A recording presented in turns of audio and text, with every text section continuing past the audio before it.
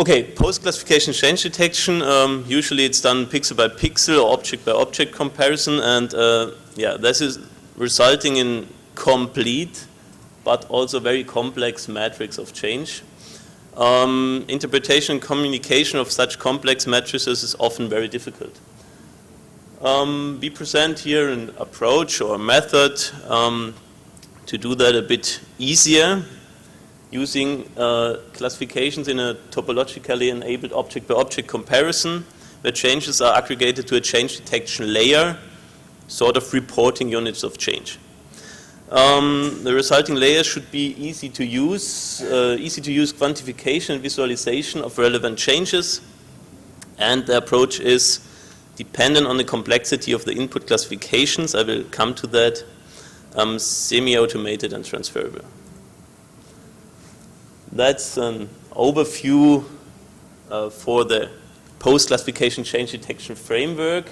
So we have, for example, existing multi-temporal land cover classifications that can be raster, vector, data, whatever, from so independently from the software which we are integrating that. We are building a hierarchical knowledge framework out of that, which is flexible in terms of number of classes which can be compared. We can, by doing drag and dropping, a flexible combination aggregation of classes. I will come to that later.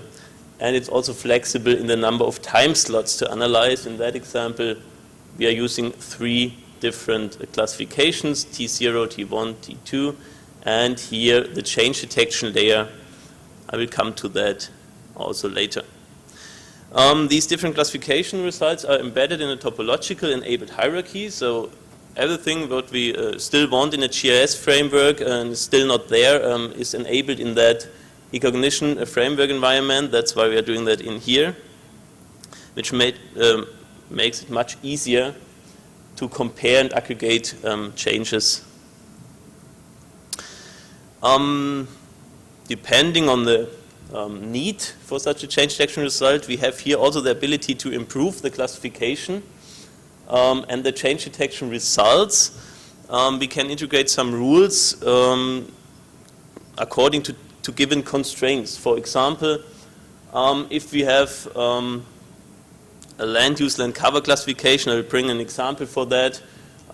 Indicating grassland in 2003. We have another classification, 2003, which is indicating forest, and again grassland in 2008. You can introduce easily one rule, if-else statement, that is most likely not a real change and maybe this classification is wrong. Such rules you can introduce if you formulate them well. Okay, once these constraints are formulated, then it's transferable to other data sets in the same region using the same classification scheme and so on. So the framework is set up, then it's very easy to improve, to transfer this framework. Okay, after the definition of these constraints, it's transferable. We also think that it's very important to mention that, for example, the import of class names of existing classifications is automated in here. So if you have a classification of 1995 and it was a different class scheme used, it's automatically read in, and you can combine classes if they are of the same content but differently named. You don't have to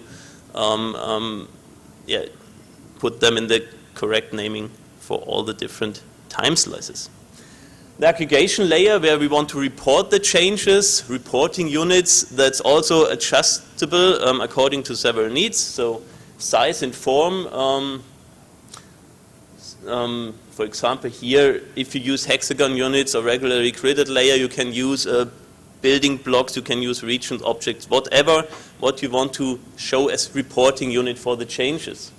Due to the horizontal and vertical topology in that framework, not can compare the objects in the horizontal frame, but also in the vertical. We can calculate easily by one click the change detection on or aggregated to that layer. And that means relative and absolute changes, for example in area, but also in terms of fragmentation of classes through time or similar measures, if you want to. The reporting unit, the change detection layer, you can imagine that, or you export it at the end, for example, as a shapefile, and you have all the attributes in the layer concerning the different changes you want to map. I will bring 2 examples later, or now. 2 application examples I want to show here.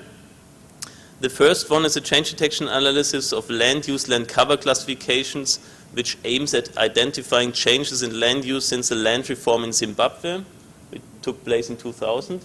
The second application analyzes changes in build-up area to reflect the urban development of the city of Harare in Zimbabwe.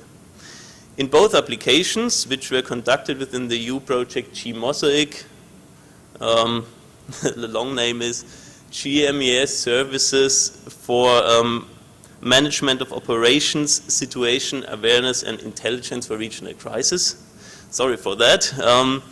Okay, these applications were conducted in that project. The project aims to set up services going into the direction of operational services, and they are large-scale integrated projects, so different institutions are working together.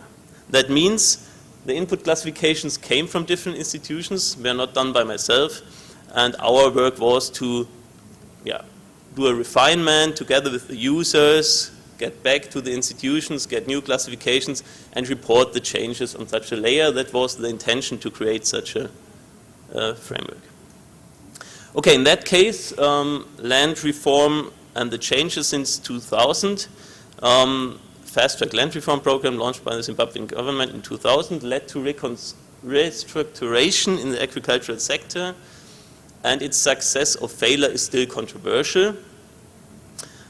So we tried to investigate the effects of this land reform with respect to land degradation and deforestation in an area southeast of the city of Harare.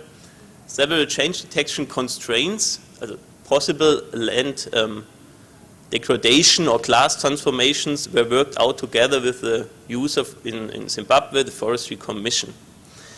That's the workflow. We have input layers, that's input classifications. We are not importing image data here anymore, it's only for visualization purposes. We are importing classifications, can be vector or raster. They are vectorized and an object hierarchy is set up. We have the reporting layer on the top and the different time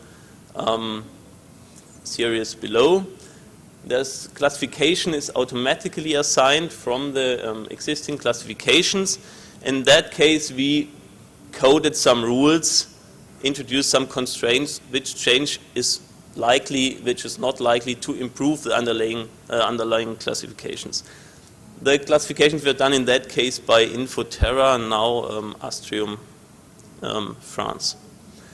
Then we can do here an aggregation of classes, also in together worked out with the Forestry Commission in Zimbabwe to combine different subclasses to aggregated classes and to, for example, change detection classes. And at the end, we can report on different cell sizes the results. Here we had mainly 2 challenges. The introduction of these constraints. It depends on expert knowledge.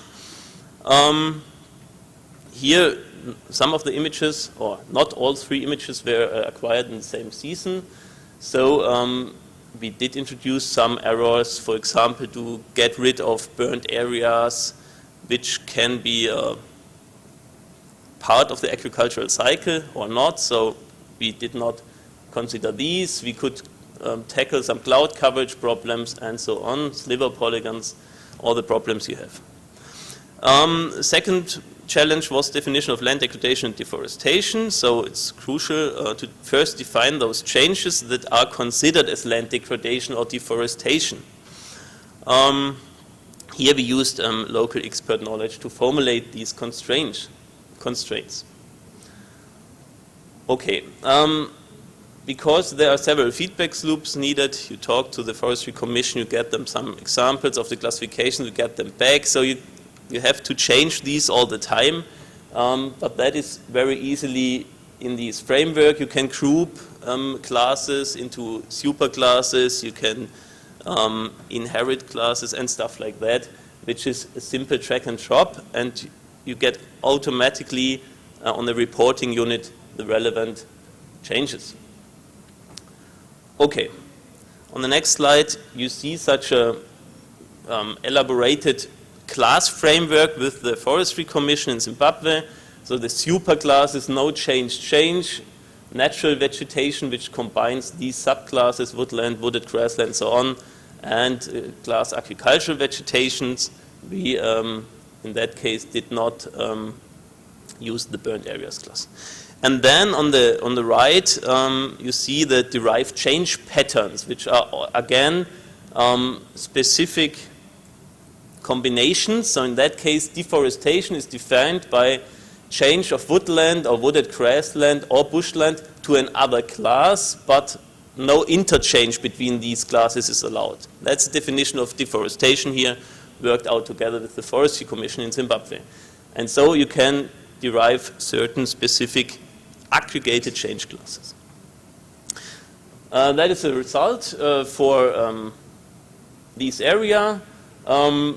The reporting unit in that case is almost 5 kilometer by 5 kilometer raster layer.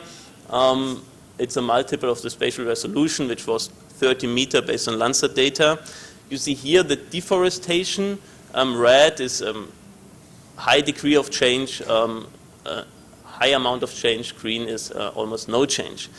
You can use this pattern, for example here, decrease of agricultural area, to overlay that and get a very fast impression. As you can see here, these are the communal land areas which were not much affected by the land reform because it was already communal land. And here where the more large farming is affected, you have some decrease of agricultural production. One click and you can change the reporting unit, in that case to a 900 by 900 meter grid cell. As I said, you can also use different blocks for reporting of changes. Here we have all the different change classes: the overall change, no change, increase of natural vegetation, deforestation, decrease agricultural vegetation. So you get maybe a more easier to interpret or to communicate reporting unit. Okay, that was another thing. We then combine it with conflict data to look in if there are some overlapping. It was not the case in that area, but shows that these change analysis or visualization layers are maybe more easier to interpret. The second example, 1 minute, that's okay. The second example focused on urban development, the city of Harare between 2004 2009. Here we had spot data and rapid eye satellite imagery. The build-up area was extracted by the JRC method of Pisaresi was used. We heard about that yesterday, the Pantex algorithm. In that case, it's about defining a population pressure index. In that case, we have only one class, build up or not, so binary mask, and therefore the approach is almost fully automated because no sophisticated constraints were introduced in that case. As you can see here, so we have different classifications from different satellite imagery with different resolutions. Build-up area 2004, 2006, 2009, and the reporting units in that case on a grid cell size of 100 by 100 meter, showing in red high amount of changes, so increase in build-up area, green decrease. In that case, some hotspots, construction hotspots in the urban fringe were inspected in more detail in that case. Okay, conclusions, my last slide. Both examples are showing a high degree of automation for post-classification change detection analysis. We are aware of that you can do such an analysis also in a GIS software, but you need days or weeks for that, especially if you get a new data set and try to change classes. If you want to group classes in a GIS environment, I think you are aware of what's the difference here. We also successfully tested the transfer of the knowledge framework to different data sets and different areas. If the constraints are well formulated and you have the same classes, that's also successfully tested. So if the framework is set up, the approach is very fast, reproducible, and if the input classifications are changing, one mouse click and the aggregation layer is calculated. So we think that compared to conventional change detection analysis methods, the ease of use, the transferability, and especially the visualization component to communicate results, like in such projects where you have to deal with clients, users, and try to establish more operational services, is an important asset. That was, I think, the last slide. Thank you very much.